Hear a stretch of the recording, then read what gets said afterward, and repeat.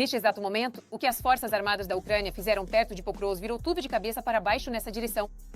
Um massacre sangrento na frente de Pokrovsk devastou o exército do Kremlin. Ninguém esperava por isso. As forças armadas da Ucrânia fizeram o impossível. O homem do bunker está perdendo Donbas enquanto o exército ucraniano avança. Tranquechi contra Putin. Uma nova aliança mundial sem a Rússia. O Kremlin não é mais um jogador, mas sim um peão no jogo dos outros. O homem do bunker ficou sem trunfos. A China tomou coragem e atacou a Rússia sem piedade. Os Estados Unidos e a China estão decidindo o destino da Ucrânia. E já foi tomada uma decisão importantíssima que vai mudar a guerra. O pesadelo do norte para Putin. A OTAN está avançando. 15 mil soldados na fronteira com a Rússia. Bem neste exato momento, o Kremlin está em pânico. A Finlândia tomou uma decisão. Putin deu a ordem. O mundo prendeu a respiração. A retaguarda russa está em chamas. Drones e mísseis ucranianos estão destruindo os ocupantes. A guerra às portas do Kremlin. A Ucrânia está mudando as regras do jogo. Qual é o segredo do armamento ucraniano? Todos os detalhes a seguir. Teste de resistência militar para o Kremlin. A frente sul despertou. Aviões e armas estão indo para a linha de frente. Os Balcãs entram na guerra na Ucrânia e armam as forças armadas ucranianas até os dentes.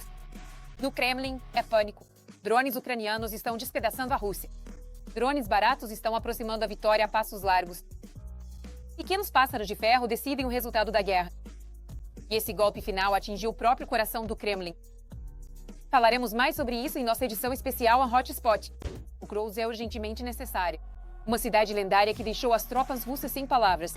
As forças armadas da Ucrânia estão fazendo o impossível. O exército de ocupação está se afogando em sangue. A cidade resiste aos ataques. O inimigo foi reduzido a pó. O Donbas está se transformando em uma armadilha sangrenta para o inimigo.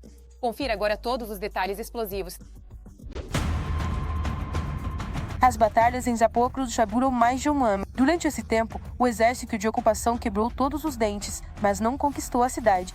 De lá, é um pulo até o fim da fronteira sul da região de Donetsk. A direção de Pokrovsk é a prioridade para Putin. Foi para lá que ele enviou 120 mil soldados do seu exército de ocupação.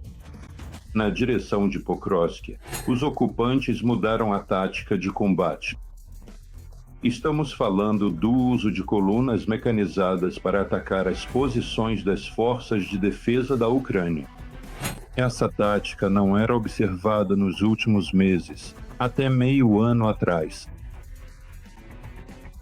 É interessante notar que a mudança de tática está, antes de tudo, relacionada à mudança das condições climáticas.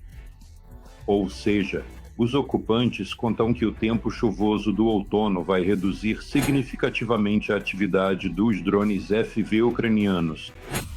Desde agosto deste ano, as forças de defesa da Ucrânia não só conseguiram proteger Pokrovsk e as localidades próximas. Os defensores ucranianos libertaram quase 183 quilômetros quadrados de território e limparam mais 230 quilômetros quadrados do inimigo. No momento, não existem motivos claros para assumir o controle total, completo e definitivo, break time igual 0.5S da aglomeração urbana de Pokrovsk. Além disso, os combatentes ucranianos neutralizaram pelo menos 13.945 invasores russos. Desses, 8.402 são perdas irreparáveis, 5.419 ficaram feridos e 124 foram feitos prisioneiros. Os ocupantes também perderam quase 1.300 unidades de equipamentos e armamentos. Ou seja, estamos falando do uso da chamada tática de não poupar esforços, custe o que custar. Os ocupantes entendem perfeitamente que daquele número de veículos blindados, e não são só tanques, mas também BMPs, BTRS, e no máximo 20% chegará até as posições das forças de defesa da Ucrânia. E, consequentemente, a mesma proporção de tropas de desembarque, ou seja, de força viva. Os ocupantes usam essa tática principalmente para resolver questões de cunho político. Nem se trata do aspecto militar. O ditador russo precisa, antes do início do processo de negociações na Hungria, mostrar aos Estados Unidos uma suposta existência de sucessos táticos do exército de ocupação. a Apesar da perda e da falta de efetivo, recentemente um grupo inimigo de sabotagem e reconhecimento conseguiu penetrar no centro de Pokrovsk. Páginas locais relatam que, durante o avanço, os russos recorreram à violação do direito humanitário internacional e mataram civis da cidade. Isso aconteceu na região da estação ferroviária. Uma mulher foi salva por um morador local, quase por milagre. Infelizmente, os ocupantes usam cada vez mais os moradores de Pokrovsk como escudo humano, ou simplesmente atiram em pessoas desarmadas bem nas ruas da própria cidade. Mesmo assim, os ucranianos mantêm a defesa com dignidade e eliminam o inimigo ainda na aproximação a Pokrovsk. Neste vídeo, os defensores de Pokrovsk neutralizaram 10 ocupantes de uma só vez com um único drone FPV, enquanto eles se deslocavam à noite em um caminhão perto de Selidov. O inimigo continua a atacar pontos fracos e sondar a defesa ucraniana.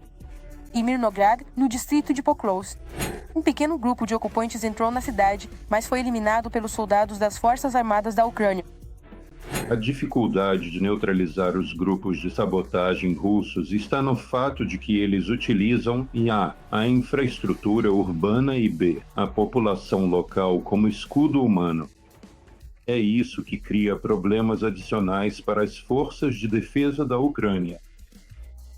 No momento da neutralização dos assaltantes russos. Mas vale ressaltar que, segundo dados da própria parte russa, a expectativa média de vida de um assaltante russo é de cerca de 12 dias. O presidente da Ucrânia, Volodymyr Zelensky, está convencido de que a Rússia mantém interesse no desenvolvimento das áreas ocupadas do Donbas e vai usar os territórios ocupados. Há temas para ações de demonstração sob o título "Nós vencemos a guerra". Além disso, o comandante supremo declarou que a Ucrânia quer terminar a guerra de forma justa e confiável. Estados Unidos e China atingiram a Rússia. Trump e Xi promoveram uma reviravolta geopolítica. Após 6 anos de pausa, Estados Unidos e China se uniram e jogaram Putin para fora do cenário da política mundial. Trump reduziu as tarifas, chamou Xi de grande líder e declarou: "Vamos trabalhar juntos sobre a Ucrânia". Veja agora mesmo os detalhes explosivos.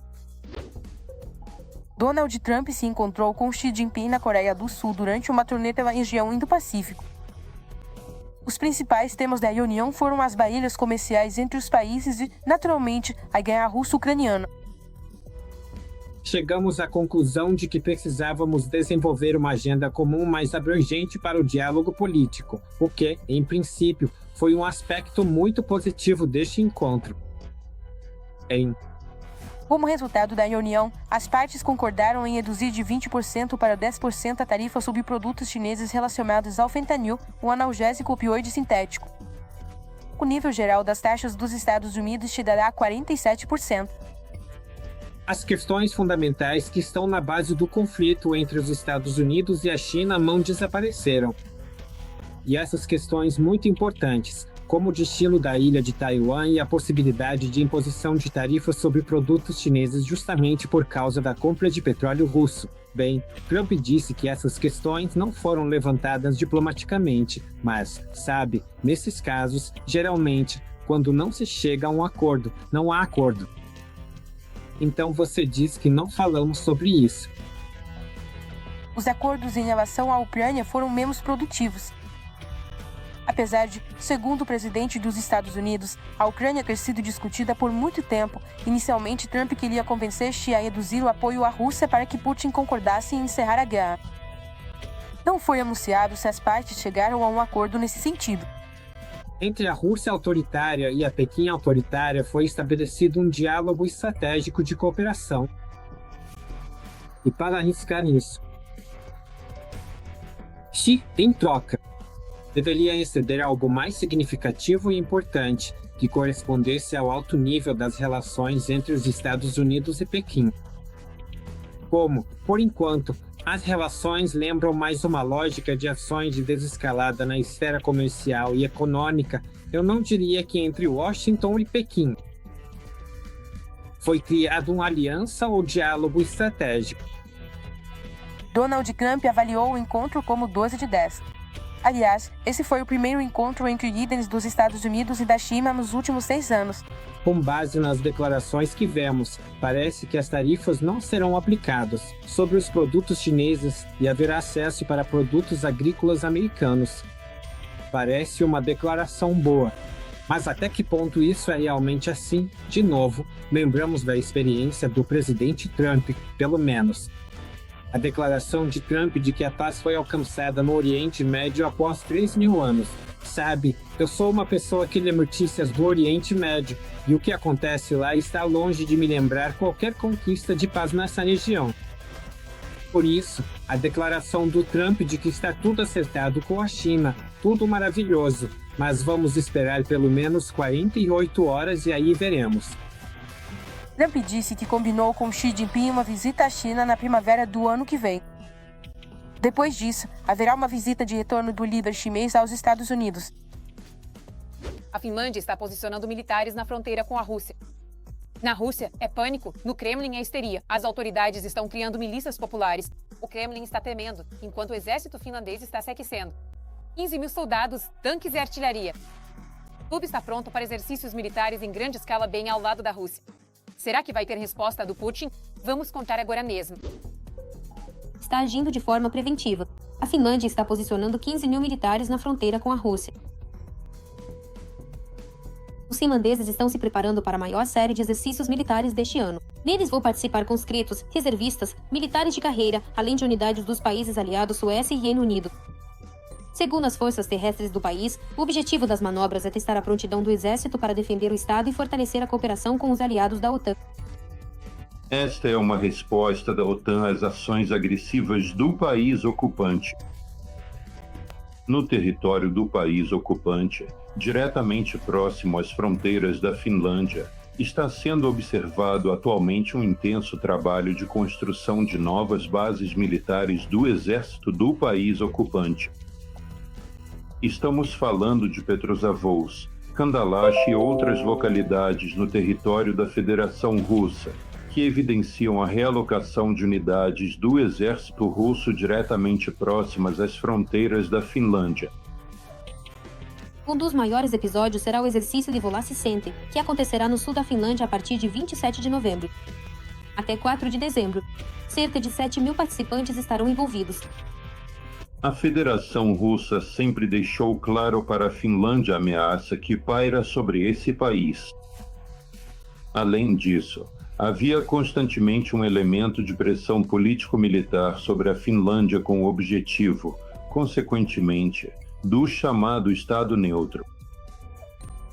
Não há o menor fundamento para afirmar que, após a ocupação dos territórios finlandeses, foram estabelecidas relações amistosas e de boa vizinhança. A presença militar russa perto das fronteiras da Finlândia aumentava constantemente. Na primavera de 2023, a Finlândia tornou-se membro da Aliança do Atlântico Norte. Isso provocou uma reação brusca da Rússia, piorando as relações bilaterais. Além disso, a Finlândia impôs sanções contra a Rússia e se recusou a conceder asilo a russos que fugiam da mobilização. Depois disso, os serviçais de Putin passaram a culpar os finlandeses por todos os pecados sempre que têm oportunidade. Por exemplo, em setembro, o ex-presidente alcoólatra Dmitry Medvedev decidiu que a Finlândia estava se preparando para atacar a Rússia. Após a entrada na OTAN, sob o pretexto de medidas defensivas, Helsinki está seguindo um curso de confronto, se preparando para a guerra com a Rússia, aparentemente preparando uma base para nos atacar. Além disso, segundo ele, a Rússia supostamente tem direito legal a reparações dos finlandeses pela Segunda Guerra Mundial.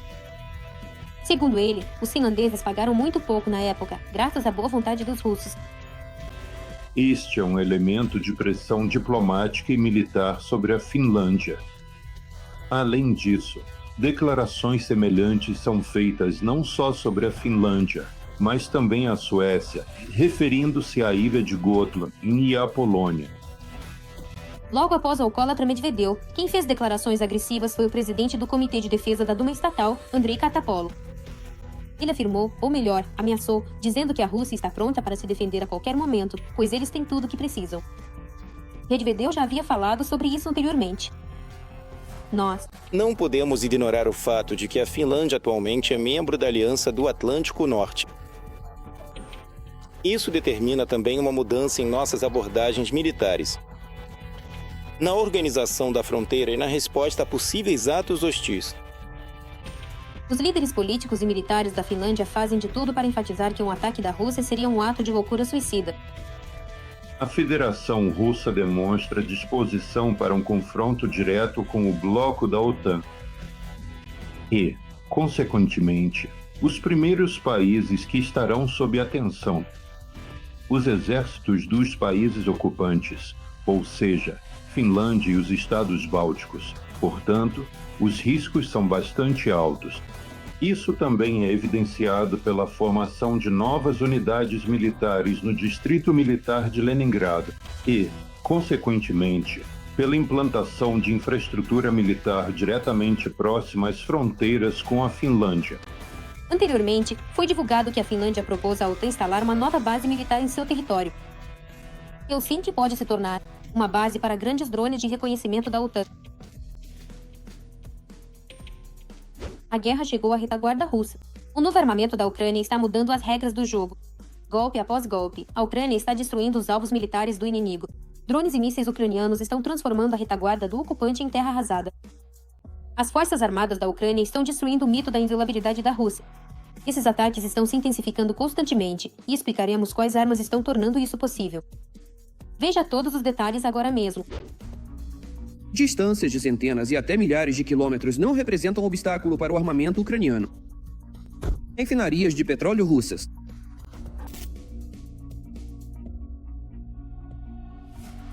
Está claro que as fábricas estão ferradas. Isso fica claro sem isso. Instalações-chave do complexo militar industrial e da máquina militar russa.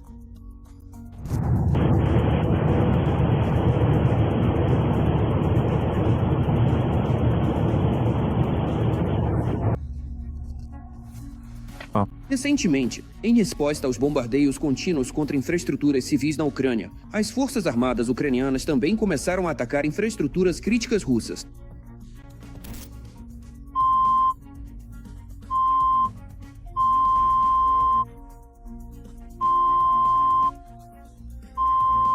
Para onde vamos? Que aventura! Sim, aqui mesmo, na Sibéria. Quando o Kremlin ameaça os ucranianos com apagões, os russos também devem se preparar para um inverno frio e difícil. Se ameaçam com apagões, por exemplo, a capital da Ucrânia, então o Kremlin deve entender que também haverá apagão na capital russa. Por muito tempo, os aliados ocidentais limitaram a Ucrânia na capacidade de atacar em território russo. Como resultado, a Ucrânia aumentou seu próprio arsenal de longo alcance. Segundo o chefe da inteligência ucraniana, Kirilo Budanov, atualmente 99% dos ataques às refinarias russas são realizados com armas ucranianas. Naquela época, quando tudo isso começou, quando diziam que estávamos lutando com uma mão amarrada, eu tendo a concordar com a sua opinião de que essa é a interpretação correta do que estava acontecendo então. Mas agora temos nossa própria produção. E foi justamente a nossa produção nacional que nos deu a possibilidade de usar nossas forças e recursos da forma como achamos melhor.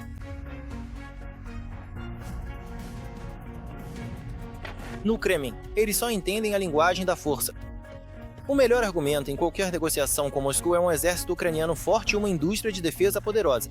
Em particular, a produção própria de drones e mísseis de longo alcance, com os quais a Ucrânia atinge regularmente alvos na Rússia, localizados a milhares de quilômetros ou mais da linha de frente. Para, de alguma forma, levar essa guerra a um impasse, é preciso aprender não só a repelir os ataques do inimigo na linha de frente, mas também a suprimir sua logística e sua aviação. Por isso foi necessário, e nem preciso dizer que é fundamental atacar as instalações do complexo militar e industrial, o sistema energético da Rússia. Isto é Belgorod. Aqui é uma porcaria. Não há luz em Belgorod. Embora os drones mais fáceis de fabricar sejam usados para ataques a refinarias de petróleo russas, os drones a jato são mais adequados para instalações do setor militar e industrial, como Polyanity, Peklo e Baris. As especificações técnicas não foram divulgadas. Especialistas acreditam que o alcance desses drones a jato varia de 500 a 700 quilômetros. A principal vantagem é o baixo custo em comparação com os concorrentes furtivos. Os concorrentes são outras empresas ou pessoas que atuam no mesmo setor ou mercado, competindo diretamente pelos mesmos clientes ou oportunidades. E, para a sobremesa. Os ocupantes terão que encarar mísseis ucranianos de longo alcance, os Neptun Mombus e o Flamingo, com alcance de 1.000 e 3.000 quilômetros, respectivamente. O pássaro rosa ucraniano, além do enorme alcance, impressiona pelo peso da ogiva, cerca de 1.000 quilos. Normalmente, a ogiva de um míssil de cruzeiro moderno pesa 450, no máximo 500 quilos. Como regra, quase todos os mísseis têm 450 quilos. O que significa ter uma ogiva de 1 tonelada? Quando atinge um alvo, por exemplo, uma instalação industrial, 2 desses mísseis deixam o local fora de operação completamente por pelo menos 1 ano. Ou seja, só uma cratera vai ter uns 20 metros de diâmetro. Os terroristas russos que bombardeiam cidades ucranianas precisam entender que a resposta será na mesma moeda. Os Balcãs entram na guerra contra a Rússia. A ajuda militar está correndo para Kiev. Aviões e armas já estão a caminho. Kosovo e Atenas estão prontos para armar a Ucrânia até os dentes. Não perca! A seguir, detalhes exclusivos sobre a contribuição dos países da região dos Balcãs para a vitória da Ucrânia. Na véspera, a Ucrânia recebeu um novo e impressionante pacote de ajuda militar da Croácia. Além disso, Ucrânia e Croácia concordaram em produzir armamentos em conjunto. O ministro da Defesa da Ucrânia, Denis Šmyhal, e o ministro da Defesa da Croácia, Ivan Anui, assinaram uma carta conjunta de intenções para aprofundar a cooperação na indústria de defesa. Agradeci à Croácia pelos 13 pacotes de ajuda militar fornecidos, no valor de mais de 200 milhões de euros. Em breve esperamos o 14º pacote de ajuda e o 15º até o final deste ano. Também durante a reunião, discutimos a participação conjunta no mecanismo SAVE e a possibilidade de inclusão da Croácia na iniciativa PER. Agradecemos por considerar essa questão. Denis Šmyhal, ministro da Defesa da Ucrânia. Já no início do próximo ano, os países realizarão um fórum industrial conjunto de fabricantes de produtos de defesa. O maior interesse da Croácia, é claro, está na produção de diversos drones, que já revolucionaram a condução da guerra moderna. Além disso, o lado croata vai ajudar a Ucrânia na questão do desminamento de territórios. Ressaltei o papel da Croácia no trabalho da coalizão de desminamento. A experiência desse país amigo é importante para a limpeza da nossa terra. A empresa croata Docking já entregou 69 máquinas para desminagem e iniciou a produção de peças de reposição na Ucrânia. Denis Šmyhal, ministro da Defesa da Ucrânia. A Grécia, em breve, enviará para a Ucrânia obuseiros DN-110 Alpha II de fabricação americana, além de 150 mil unidades de munição e mísseis Uni. Essa ajuda militar, no valor total de cerca de 199 milhões de euros, será entregue à Ucrânia por meio da Chequia. A Grécia, pressionada por outros países da OTAN, também poderá vender alguns de seus caças. Mirage 2000. A Grécia já adquiriu mais 24 caças Rafale modernos da França. E, dado que o suporte técnico para os caças M2005 cessará em 2027, busca-se se desfazer dos modelos mais antigos. No entanto, as negociações com a Índia para a venda desses caças chegaram ao impasse. E outros países balcânicos também não encontraram interessados. A Grécia está negociando com a França a aquisição de mais 6 a 12 caças Rafale. Não está conseguindo uma redução no preço em troca da venda. De parte dos Mirage 2000. Agora, Atenas está negociando com a França a aquisição de mais 6 a 12 Rafale e está acertando um preço mais baixo em troca da venda de parte dos Mirage 2000 para a Ucrânia. Atualmente, a Grécia possui 25 desses aviões em serviço. Os Estados Unidos estão pressionando o país para que adquira mais sistemas de armamento dentro do programa de lista prioritária de necessidades da Ucrânia. Por isso, a compra de parte dos Mirage 2000 de Atenas por Kiev é só uma questão de tempo. Até mesmo a República parcialmente reconhecida de Kosovo está ajudando a Ucrânia. Pristina anunciou o envio de um novo pacote de ajuda militar para a Ucrânia. O país balcânico está disposto a ajudar dentro de suas possibilidades. Os detalhes da ajuda não foram divulgados. Sabe-se que ela inclui projéteis de morteiro de vários calibres. incluindo canhões de 120 mm, 60 mm e 81 mm, caminhões militares, veículos blindados e veículos táticos. Estamos determinados a apoiar resolutamente a Ucrânia em todos os aspectos, de acordo com as nossas condições e capacidades. Ejub Macedonci, ministro da Defesa do Kosovo. O ministro da Defesa de Kosovo divulgou nas redes sociais um vídeo em que as forças de segurança de Kosovo e o exército britânico treinam militares ucranianos.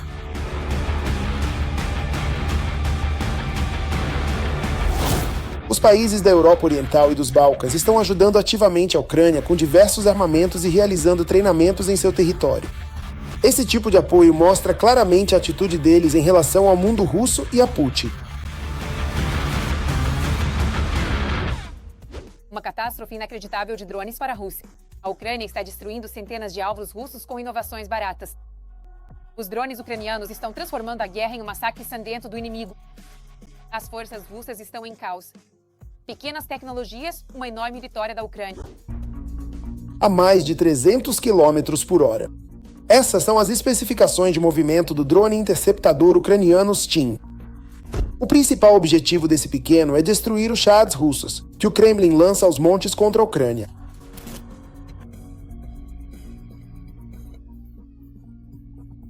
O Sting é totalmente um produto da indústria militar ucraniana. Seu custo é de cerca de $2.500, o que é várias vezes mais barato que os Shahed russos. É isso que torna esse drone interceptador indispensável para a defesa aérea da Ucrânia. Há apenas um ano, essa forma de abater Shaheds era irreal. Agora, tudo mudou radicalmente. O que antes parecia ridículo se transformou em um elemento barato e fundamental da defesa da Ucrânia. Enquanto a Rússia bombardeia suas cidades com ondas cada vez mais potentes de drones explosivos, a Ucrânia recorre cada vez mais a interceptadores baratos para detê-los. Essa arma derrubou 150 drones de ataque durante um bombardeio recente. Agora a Ucrânia busca produzir 1.000 interceptadores. Um dos principais portais de notícias do mundo, o Business Insider, escreve que os drones interceptadores do tipo Sting, que agora estão sendo produzidos ativamente pela Ucrânia, podem mudar o rumo da guerra, pois custam muito. Mais barato que os Shahed. Mísseis.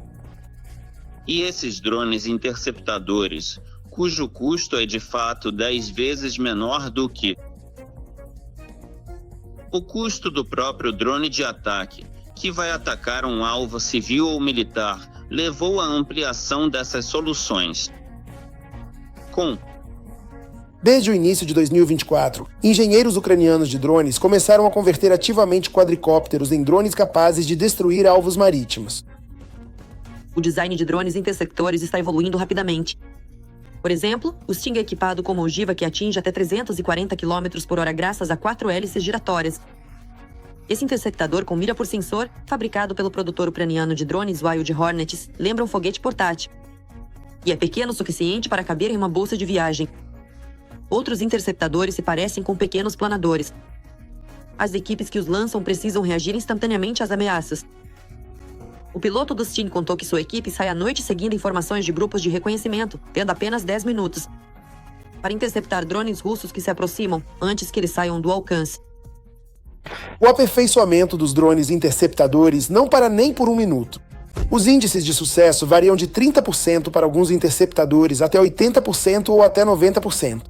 O sucesso depende de uma grande quantidade de fatores: tipo de alvo, tempo de interceptação, habilidade do piloto e muitos outros. O interesse e a demanda por interceptadores aumentaram drasticamente não só na Ucrânia, mas também entre os países da OTAN. Após os primeiros drones russos cruzarem a fronteira polonesa. Além disso, o Kremlin continua a investir enormes quantias de dinheiro no desenvolvimento e na produção de drones de ataque.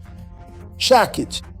A Ucrânia e os países da OTAN desejam ter uma contramedida eficaz e, principalmente, barata. Estamos negociando com alguns líderes bastante importantes de alguns segmentos no mundo, empresas que estão interessadas em comprar nossos drones. Algumas tecnologias, digamos, que nós adotamos. De parceiros estrangeiros com quem trabalhamos, foram integradas às nossas soluções e ao nosso interesse. É sério, porque temos o maior, infelizmente para nós, mas bom para o mundo, para quem fabrica armamentos, o maior campo de testes no mundo das tecnologias militares. Durante um dos últimos ataques à Ucrânia, a Rússia lançou quase 800 alvos aéreos. E, segundo estimativas das inteligências ocidentais, o Kremlin em breve poderá lançar até 2.000 Shahed de diferentes modificações. Além disso, na Rússia estão modernizando o Shahed e, futuramente, ele talvez consiga atingir velocidades de até 300 km por hora. Por isso, o surgimento dos drones interceptadores ucranianos deve simplificar e tornar mais eficiente o trabalho da defesa aérea. Ainda mais porque, do ponto de vista financeiro, os interceptadores ucranianos são vantajosos de usar. E vencer uma guerra sempre passa por decisões econômicas vantajosas.